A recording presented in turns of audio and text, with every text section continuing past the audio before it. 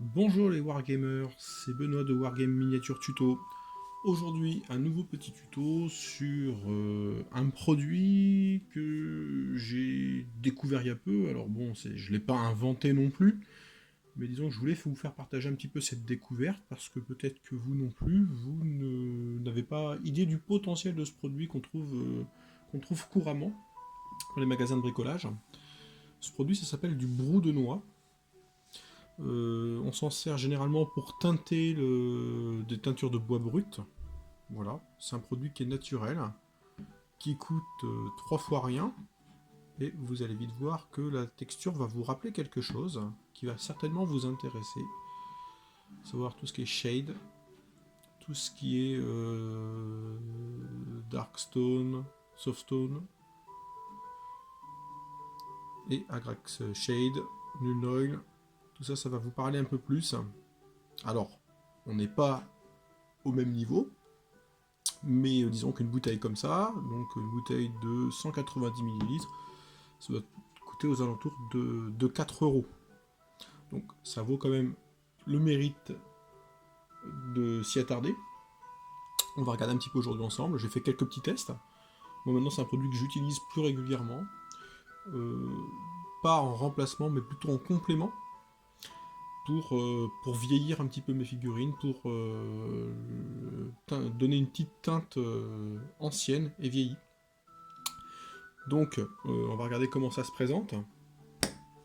Hop, tout simplement, voilà, on ouvre la bouteille, bouteille de sécurité. J'ai fait quelques petits tests préalables sur du bois. Alors, du bois que je suis venu entailler un petit peu. Et là, on peut voir, j'ai juste trempé, on peut voir voilà, les petites encoches que j'ai fait. Et on voit que tout de suite, ça vient boire le bois. Et que ça peut donner un aspect vieilli très intéressant. Tout de suite, alors là, j'ai tenté quelques petites figures. Ici, hop, j'ai percé un petit peu.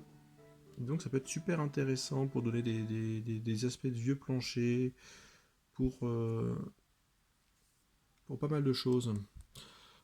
Au niveau du bois, donc ça boit plutôt pas mal, donc faut pas trop en abuser, on peut l'étaler au pinceau, moi j'ai juste trempé là dans la bouteille, au prix où ça coûte, on va pas s'en priver.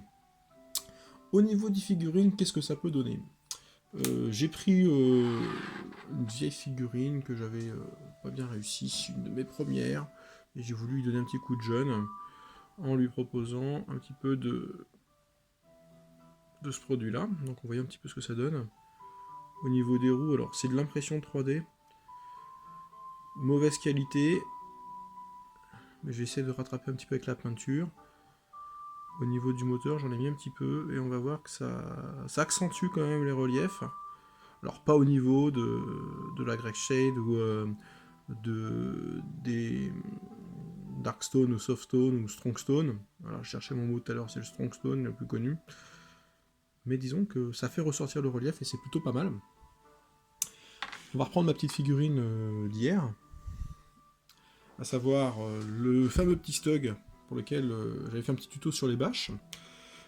Si vous n'avez pas vu ce tuto, moi je vous encourage vivement à aller le voir. Là on voit le modèle fini avec la bâche peinte. Donc moi j'adore. Tout de suite, ça ressort au niveau de la figurine et ça lui donne beaucoup plus de valeur sur une figurine somme toute assez banale et pas très bien imprimée. Encore une fois, c'était mes séries de premières figurines, donc vous m'excuserez un petit peu pour la peinture, mais bon, faut bien commencer par quelque chose. Donc maintenant, j'essaye un petit peu de les sauver. Voilà. Au niveau de l'application, rien de plus simple, on va aller prendre le produit pur et on va aller l'étaler dans les creux. Voilà. On peut y aller généreusement, hein. Le produit est plutôt, vous voyez, il est plutôt liquide. Donc il rentre plutôt bien dans les creux. Donc on va vraiment faire les parties creusées. Hop. Faire ressortir un petit peu les reliefs. Alors sur l'impression 3D, on va quand même pas trop insister sur les stries parce que ça risque de les faire ressortir.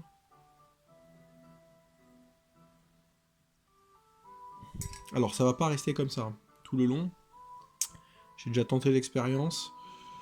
Le problème, c'est que ça s'éclaircit un petit peu au séchage. Ne laissez pas non plus des taches sur votre figurine, parce que bon, je pense que comme pour le Strongstone, ça fait des taches par la suite. Alors là, je vous montre le véhicule, je vous montrerai après sur une figurine le test que j'ai fait. Vous allez voir que c'est plutôt sympa, une fois que c'est terminé.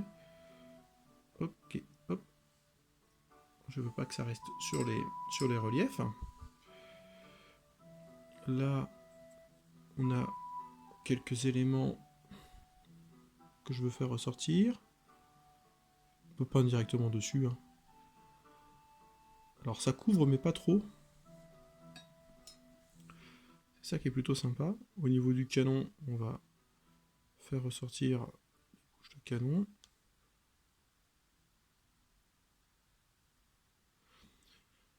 Au séchage, l'aspect huileux va disparaître. Hein. Ça va être totalement sec. C'est ce qui est assez intéressant avec ce produit. Là, le petit outil. Ok, je vous remonte un petit peu. Donc là, c'est de l'impression 3D, comme je vous disais, qui est pas hyper nickel, mais sur une table de Wargame, ça fait largement l'affaire. Au niveau des chenilles, on peut y aller. Hein. Hop, on y va allègrement. Alors, sur les surfaces plates, ça va plutôt avoir tendance à brunir un petit peu, à donner un petit effet sale, que je déteste pas. Ça va stagner plus dans les creux. Ok. Et on y va allègrement. Là, vous voyez, au niveau de la chenille, ça me plaît pas.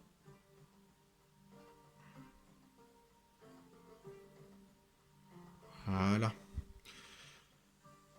Alors, ça sèche plutôt rapidement. Là, vous voyez, le côté sans, côté avec. Alors, le côté sans, on va en rajouter encore un petit peu.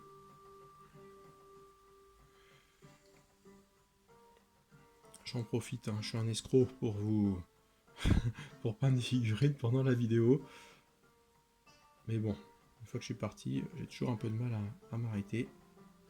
La bâche, je vais pas la refaire parce qu'elle est déjà faite et je l'ai déjà ombrée hier. Alors, je crois que j'ai utilisé d'ailleurs un petit peu de ce produit dessus. Et vous voyez, c'est plutôt pas mal. Bon, après, j'ai fait quand même des éclaircissements.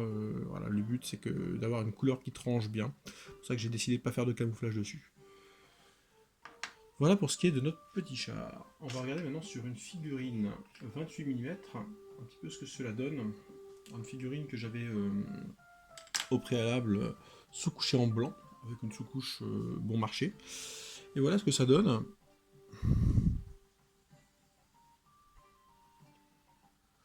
Donc, ouais, le produit est plutôt intéressant. Alors, par contre, il aura tendance à se barrer un petit peu. Donc, je préconise quand même, à la fin de votre peinture, l'utilisation d'un vernis. Et le problème, c'est que sur les lignes de coulage, ça vient se mettre, mais bon, après, ça part plutôt facilement. Bon, là, c'était qu'un test. Cette figurine-là, vous la reconnaîtrez pour les plus anciens d'entre vous. C'est une figurine de la boîte de base de Warhammer Battle de 95, je crois. J'ai retrouvé ça. Et elles me servent un petit peu pour mes tests. Mais disons que on voit bien les traits du visage. Au niveau des mains, tout ressort bien. L'armure ressort bien. Donc on va dire que c'est un bon complément. C'est pour les personnes qui n'ont pas forcément les moyens d'investir dans des shades assez onéreux. Le brou de noix, c'est quelque chose que je conseille et qu'on trouve dans beaucoup de magasins de bricolage, qu'on trouve aussi sur internet. Alors, n'allez pas l'acheter sur internet parce que bon, avec les frais de port, ça va vous revenir pour plus de frais de port que de ça. Il faudra être patient si vous n'en avez pas chez vous, d'attendre la fin du confinement pour aller en acheter au magasin de bricolage.